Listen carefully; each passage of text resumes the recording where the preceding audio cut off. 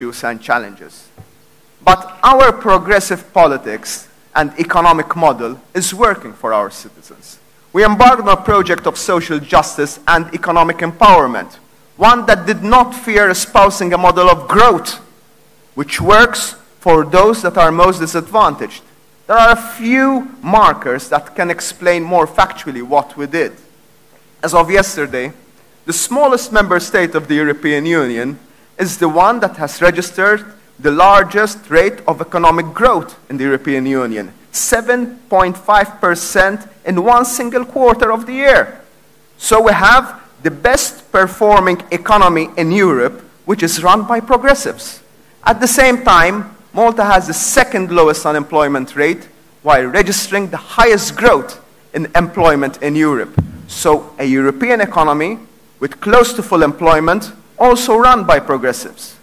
All this as we are closing the third consecutive year with a fiscal surplus, arrived at with no austerity measures. Actually, we increased the minimum wage. We increased our pensioners. Absolutely no austerity measures. Because sensible policies, economic growth, and fiscal responsibility do stand together side by side. So a fiscal surplus with no austerity is run by socialists.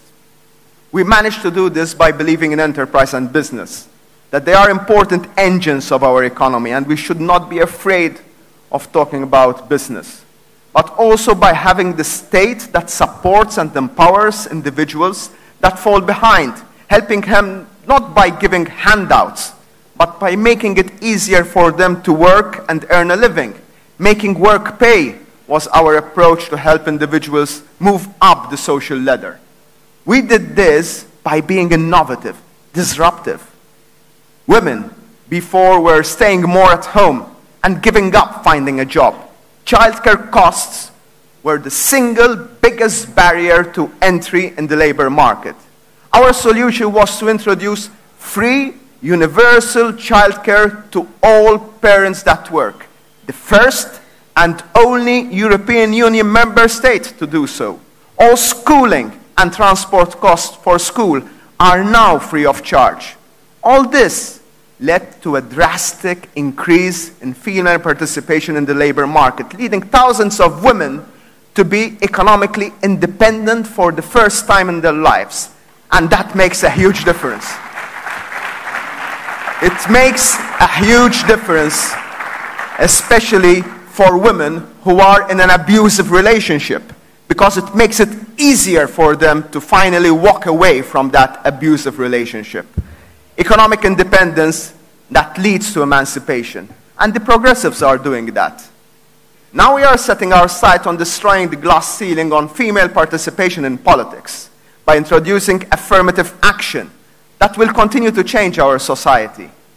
While we are reviving our country economically and fighting the roots of poverty that stems from unemployment, we also are moving with other reforms. We legislated in favor of equal marriage and opened adoption rights for everyone. We introduced the world's most progressive legislation on gender identity for transgender persons, even introducing the X marker in our documents. We outlawed conversion therapies. Equality has become a mainstay in all our laws.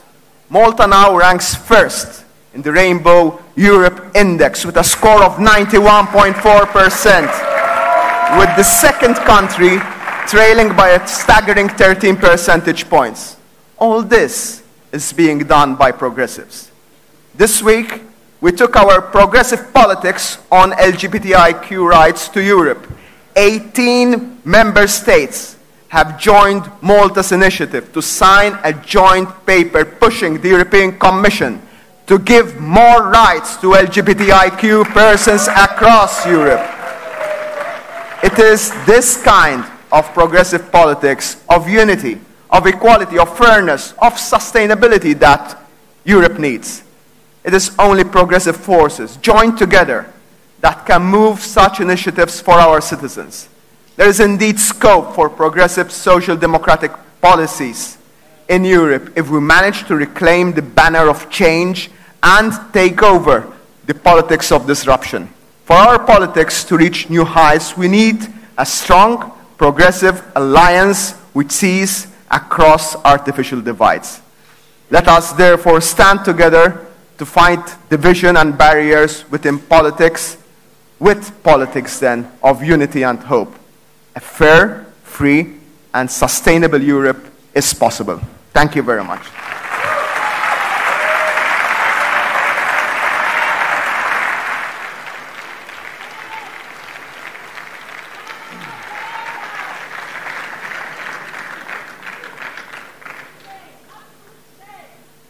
Okay, and now this is the turn for someone that you all know very well.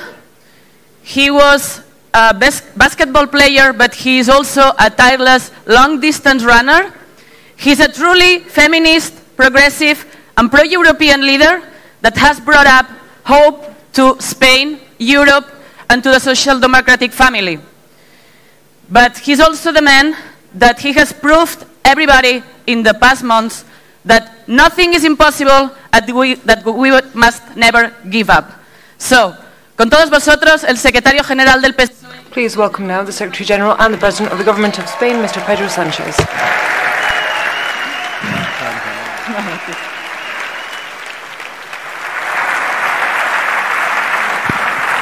Buenas tardes. Good afternoon. Thank you. Thank you. Thank you so much. Good afternoon, Lisbon. Thank you, Antonio. Thank you, friends.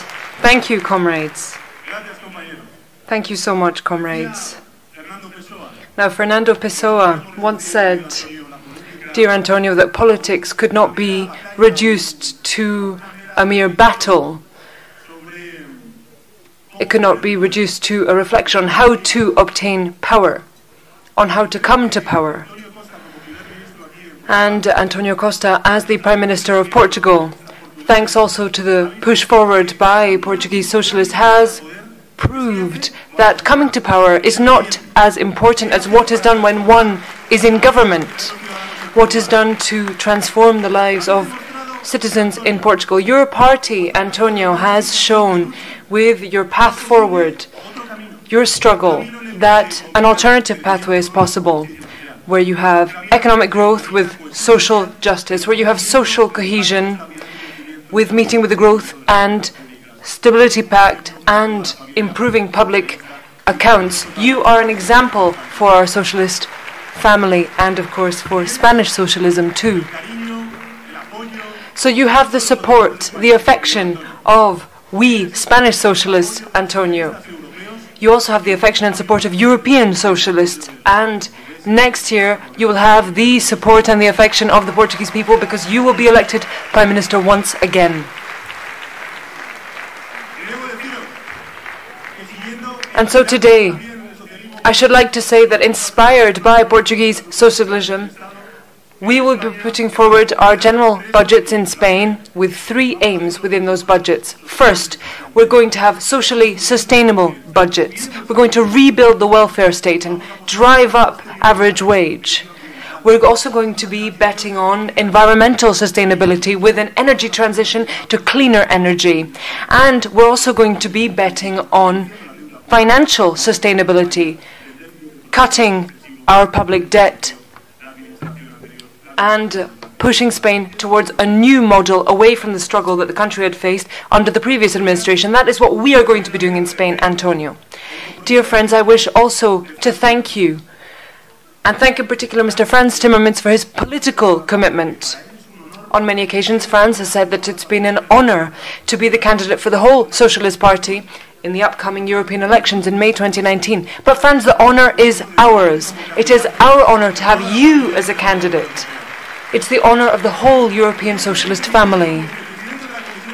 Because as Vice President of the European Commission, Frans has focused on equality at work for men and women, to fight against the gender pay gap with women suffering across the European Union.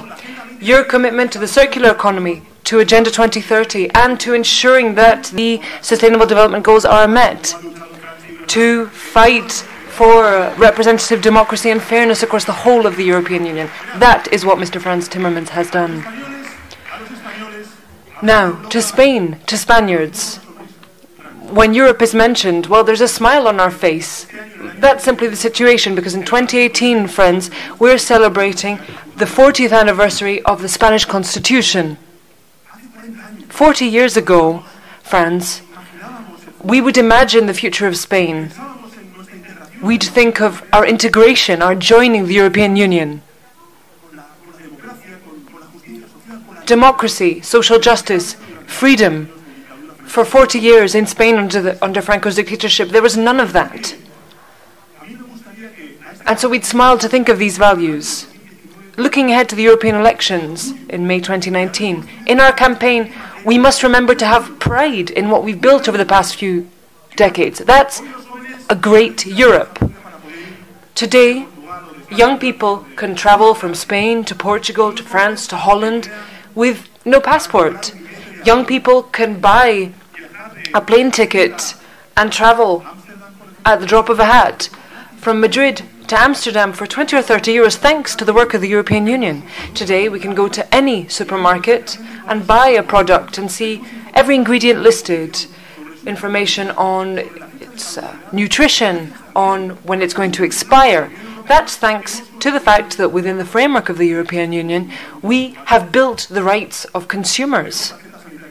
We have a European healthcare system.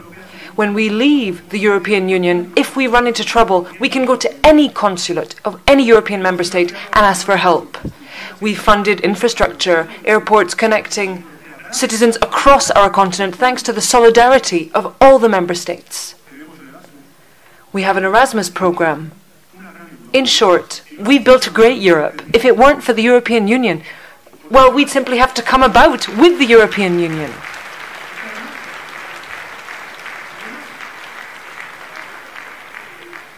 If it didn't exist, we just have to build it. I touched on our European healthcare system, the Erasmus program, consumer rights. This is about building collective values to face down individualism. It's about bringing together a great society where the principles of the French Revolution, of freedom, fraternity and equality, when all of that is present, that is the Europe that we will be defending at the upcoming elections, with a positive, realistic but positive outlook, bearing in mind everything we've achieved so far. And, comrades, it's true that Brexit, authoritarianism, I don't like the word populism, it's authoritarianism, that's the right word for it.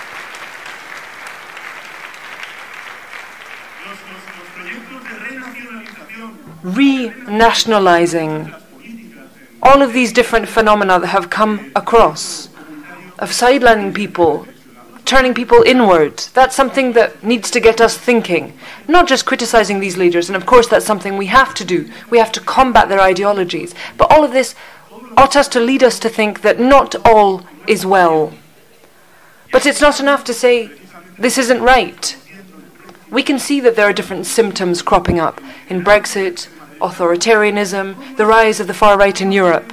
All of that is part of the fact that all is not well in Europe. Citizens believe that we as leaders must do much more to resolve their problems, to meet their needs. If you look at society as a whole, not just in Europe, global politics is facing huge challenges. Challenges that require joint work. We need to jointly address climate change, inequality, exclusion, a lack of opportunities, the precariousness of young people in finding decent work, the fact that they don't have a decent wage, domestic violence, gender violence, the lack of equality between men and women, the fact that the whole of the global order is being called into question, that the multilateral order is being called into question. We need fair international trade. We need opportunities for the working and middle class, looking ahead to what's going to happen to their sons and daughters in fear. We need to respond to these people and say that all of these challenges may also, alongside the digital revolution, turn into an opportunity for progress for the majority in society. We ought not to turn inward. We ought not to fear as a consequence of these challenges with the rise of authoritarianism in Europe. What we need to do is be freed of our chains and say to the European Union and to our citizens that social democracy is ready to move forward, to make progress and to work more effectively to face up to the challenges that we are currently up against. That is where the work is to be done. That is where we need to give a boost to the European order. Here is where social democracy can step in and provide a future for the construction of Europe. If I had to say in a sentence what our political aim ought to be within social democracy for the upcoming elections in May 2019, it's very clear to me. We need to give the whole of European society a new social contract. That's what we need, a new social contract. Yes, it's as simple as that. This is something I saw in my parents when I was 15. I saw that my parents grew up in a society, in Spanish society, where if you studied, if you went to university, then you'd get a job. And then if you had a job, you'd have a decent wage, where you'd be able to comfortably make a living, cover your needs, and ensure that your family was protected. And if you paid your taxes, then you'd have a strong welfare state, good public healthcare, good public education. And after many years working,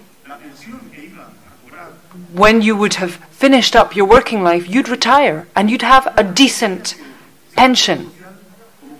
And that social contract, as a result of the economic crash and the consequences over the past 10 years, that is a social contract that has disappeared. If you studied, you get a job. Well, that's simply no longer the case. You ought to ask young people if you don't believe me. That guarantee that if you'd work, then you'd have a decent wage. That's not there. That guarantee has disappeared. The guarantee that if you'd pay your taxes, well, you can see that there are people not paying their taxes. And as a consequence, the welfare state has fallen apart. So you can work for years and years and years, and when you retire, and the age of retirement is constantly being pushed back because of the reforms, then the issue is that you're not going to have the retirement that you worked for. In my view, we need a social contract with 5 pillars. First, education. Second, the labour market. Third, how to finance and sustain the welfare state. Fourth, something key, something cross-cutting. The environment, climate change, and fighting it. And 5, defending to the core the democratic values of each and every one of our member states across the European Union. Those are the 5 pillars of the social contract that we ought to be putting forward. And that is something that we are working on in Spain. Over the past 6 months, the 6 months that we've been in government, we're going to be extending public health care and public education. We're going to reverse the cuts to spending in education carried out by the previous administration. We're going to be giving scholarships and grants to families that are not as well off. That's what we're doing for education in Spain. And there is a clear focus on improving public education. We're also going to be putting up the minimum wage. But not only that, we're going to be doing away with many of the negative policies in terms of workers' rights. For instance, people working for temp agencies. And we're going to be defending the role of women in the workplace. We're going to do away with the gender pay gap, and we're going to be passing a law for pay equality, wage equality between men and women in the workplace. As for the welfare state, here we need to think long and hard about tax reform, looking at public income that we have, how we're going to fund our welfare state, and who's going to be paying the taxes into that system. We need to be defending the self-employed, we need to be defending SMEs, but big corporations have to start to pay the taxes that they owe.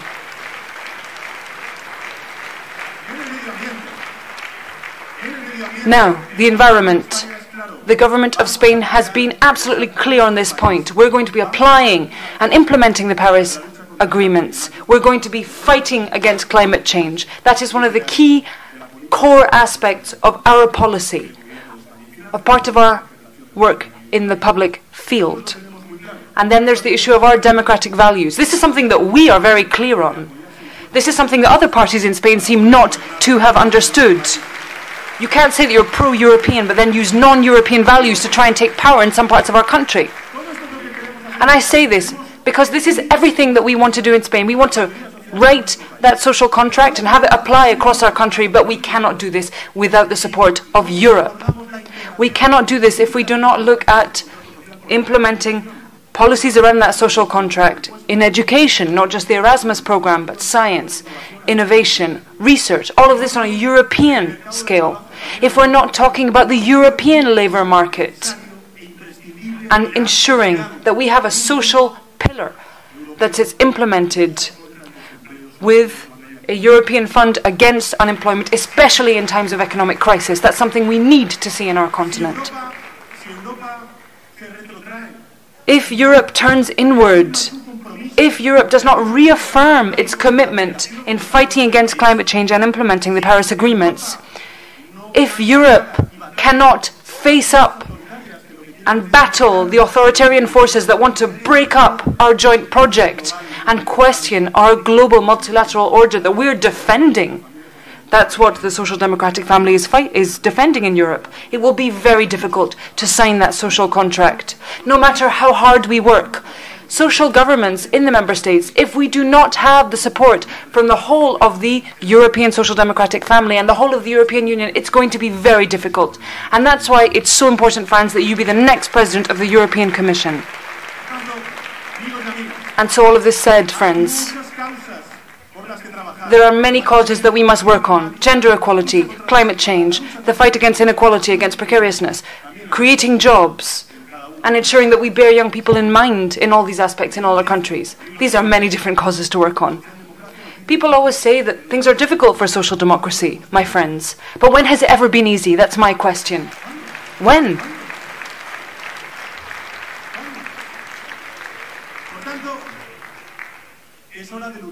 The time has come to fight, yes. But it's not about building fronts, coalitions. It's about mobilizing society, moderate society that knows that its progress of each of its societies and citizens is based on basic social democratic values, such as living together, defending our rights, our liberties, and moderation in our politics. So Franz, Antonio, my social democratic family, I can guarantee Spanish socialists will be there. And we're going to be contributing to the great and necessary victory of our social democratic family across Europe. Thank you.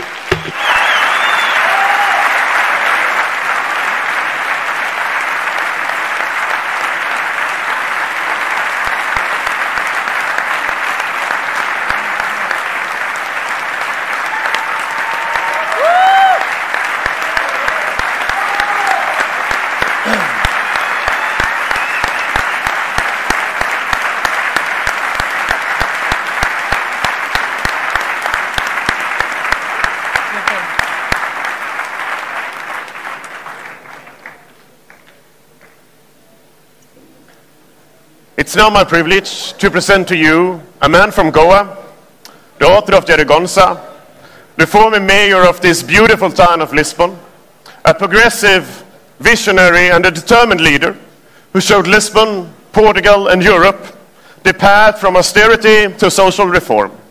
A true European leader, one of our leaders, the Secretary General of the Portuguese Socialist Party, the Prime Minister of Portugal, Mr. Antonio Costa.